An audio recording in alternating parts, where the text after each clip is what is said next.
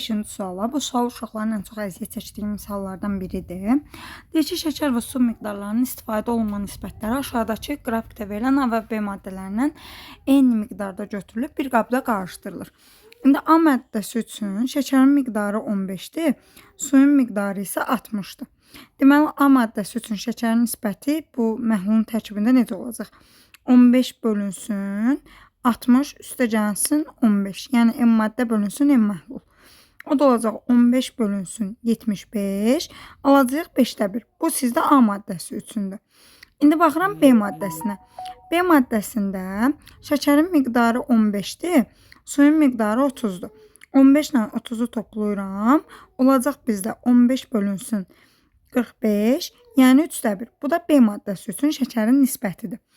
İndi bizdə hər ikisindən eyni miqdarda götürdüyünə görə bilmirik axı neçə miqdar götürür. Ona görə götürdüyüm məhlulun miqdarını x düşünürəm.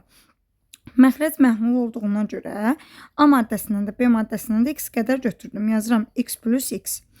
İndi A maddəsində x-in 5-də 1-i şəkərdir. Ona görə yazıram 5-də 1x. B maddəsində isə x-in 3-də 1-i şəkərdir. Ona görə yazıram 3-də 1x. Yuxarıda ortaq məxrəcim olacaq 15. Burada 3-ə vururam, burada da 5-ə vururam. 15-də 8x.